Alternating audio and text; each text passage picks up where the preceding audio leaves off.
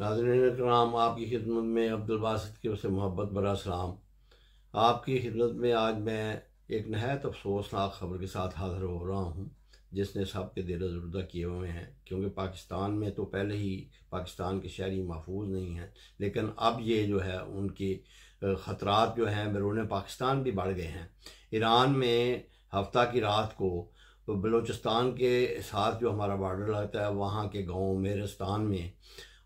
एक वर्कशॉप में 8 पाकिस्तानियों को हाथ पांव बांध कर शहीद कर दिया गया है। और उसका जो है जिम्मेदारी बलूचिस्तान लिबरेशन आर्मी और BMA ने कबूल की है।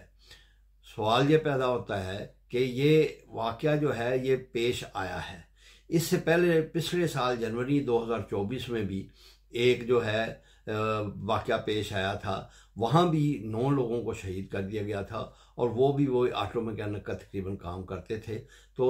उस वक़्त भी यही बयानबाजियाँ दी गई थी कि उनको कैफरे किरदार तक पहुँचाया जाएगा, ये किया जाएगा वो जेल। लेकिन 1 साल हो गया, उसके बारे में किसी को कुछ मालूम नहीं कि उनका क्या बना है। इसी तरह अभी जो ये शहीद हुए हैं, इसमें वज़ीर-ए-आज़म साहब ने भी, वज़ीर दाखिला साहब ने भी, और फॉरेन ऑफिसर ने, सब ने जो है मिलकर, और ईरानी सफारत खान ने भी इसकी मज़म्मत की है और कहा है कि जी कि दहशत गर्द जो हैं इनको कैफरे किरदार तक पहुँचाया जाएगा। ये बातें सुन सुन के जो हैं 10 साल से कि कैफरे किरदार तक पहुँचाया जाएगा उनको, पाकिस्तान कम अज़ कम 80 से 90 हज़ार लोगों को शहीद करवा चुका है। और अब जो ये बात है ये पाकिस्तान के बॉर्डर से बाहर यानी दूसरे मुल्कों में भी पहुंच चुकी है। अब कहीं भी पाकिस्तानी जो है लगता है कि महफूज नहीं है। हैरान कुन बात यह है कि पाकिस्तान एक एटमी पावर है। इसकी फ़ौज जो है ये दावा करती है कि हम दुनिया की बेहतरीन इंटेलिजेंस एजेंसियों में शुमार होते हैं, लेकिन जब हम कारकर्दगी पर नज़र डालते हैं तो ये इंटेलिजेंस जो है ना ही अपने मुल्क में इतना काम कर रही है,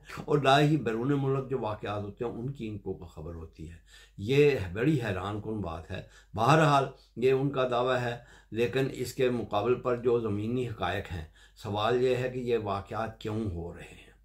और हमने जो एटमी पावर बनने का जो हमने किया था फैसला, क्या वो फैसला दुरुस्त है? इस बारे में अगर आप गौर से देखें तो वो जितने भी दुनिया में एटमी ममालिक हैं, सबसे पहले वो जब एटमी पावर बनते हैं तो उसके साथ वो अपना इंफ्रास्ट्रक्चर जो इतना मजबूत करते हैं कि अगर खुदा न खास्ता एटमी जंग छिड़ जाए या कोई एटमी हमला उन पर हो जाए तो उनके अवाम जो हैं उनके लिए वो पनाहगाहें तमीर करते हैं। लेकिन मेरा ख्याल पाकिस्तान जो है ये वाहिद मुल्क है जहाँ अवाम के लिए एक भी किसी शहर में भी कोई ऐसी पनाहगाह तमीर नहीं की गई जहाँ एटमी हमले की सूरत में वो बना ले सके। बल्कि ये जो है पनाहगाहें जो बड़े बड़े हमारे ओहदेदार हैं माशाल्लाह, जिस तरह मसलन साबिक़ वज़ीर आज़म जो हैं यूसुफ रज़ा गिलानी, उन्होंने मुल्तान में अपना बम पारूफ मकान जो है वो तमीर करवाया। ज़ाहिर है ये गवर्नमेंट के ख़र्चे पे ही हुआ होगा। और इसी तरह आई एम श्योर के जो जितने भी हमारे बड़े बड़े जो सियासतदान हैं उन सब के यहाँ इस किस्म की पनाहगाहें मौजूद होंगी, लेकिन अवाम जो हैं ये उनके लिए एक भी पनाहगाह किसी शहर में भी तामीर नहीं की गई। तो सवाल ये पैदा होता है कि ये एटमी पावर जो है ये हमारी हिफाजत की बजाय क्या कहीं अवाम की तबाही का मूजब तो नहीं बन जाएगी। और दूसरा सवाल ये पैदा होता है कि जो अगर ये एटमी पावर बनना इतना ज़रूरी था तो इसके लिए सबसे पहले तो ज़रूरी कि हमारी इकॉनमी इतनी मजबूत हो कि हम एक लंबी जंग लड़ सकें। लेकिन देखते ये हैं हम कि हमारे पास ना ही इतने रिसोर्सेज हैं कि हम पनाहगाहें तमीर कर सकें, ना ही हमारे पास इतने रिसोर्सेज हैं कि हम कन्वेंशनल वार लड़ सकें, ना हमारे पास पेट्रोल के रिजर्व हैं, ना हमारे पास कुछ और है। जो मादनियात का आजकल चर्चा हुआ है, इसी को बुनियाद बनाकर इन्होंने BLA और BMA ने आज बयान जारी किया है कि जो बलूचिस्तान की मादनियात हैं उसको जो है ये गलत इस्तेमाल किया जा रहा है, और जो लोकल आबादी है उनको उनका कोई फ़ायदा नहीं पहुँचाया जाएगा। तो इसलिए जो है ये लोग इसके ख़िलाफ़ हो गए हैं और इन्होंने सिक्योरिटी खदशात के पेश नज़र जो हैं ये हमले करने शुरू कर दिए हैं।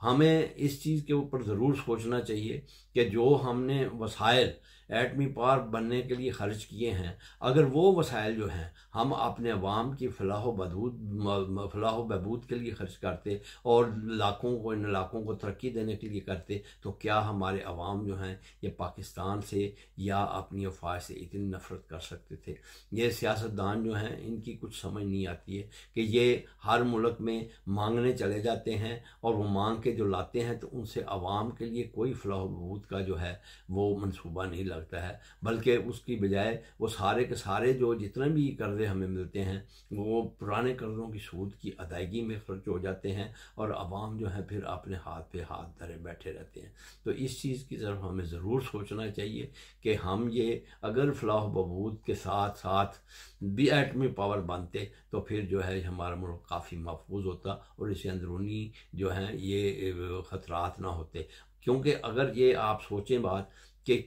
अगर हम अंदरूनी तौर पे हमारे में आमांगी होती, हम एक पेज पे होते, तो क्या एयर हेडक्वार्टर, क्या नेवल बेस पे या क्या मियाँ वाली पे और क्या GHQ पे यहाँ कहीं हमले हो सकते थे। इसका मतलब है कि ये जितनी भी हमारी पॉलिसीज़ हैं इनके अंदर जो हैं ख़ुद लोगों में इत्तेफाक नहीं है, पाकिस्तानियों में इत्तेफाक नहीं है, इसीलिए वो उनकी मदद करते हैं और दहशतगर्द जो हैं अपनी तमाम तर कार्रवाइयों में कामयाब हो जाते हैं। तो मेरी गुजारिश ये है हुकूमतों से और उनके ओहदेदारों से और अहलकारों से कि खुदा के लिए पाकिस्तानियों पर अब रहम करें और ये जो हैं अपनी तमाम किस्म की जो इन्वेस्टमेंट्स जो हैं अपनी बाहर से वो लेके आएँ और यहाँ पाकिस्तान के अवाम की फलाह बहबूद के लिए ख़र्च करें और इनके लिए अभी से ये ठान लें कि हमने मजबूत और महफूज पनाहगाहें अवाम के लिए भी मुहैया करनी हैं और ये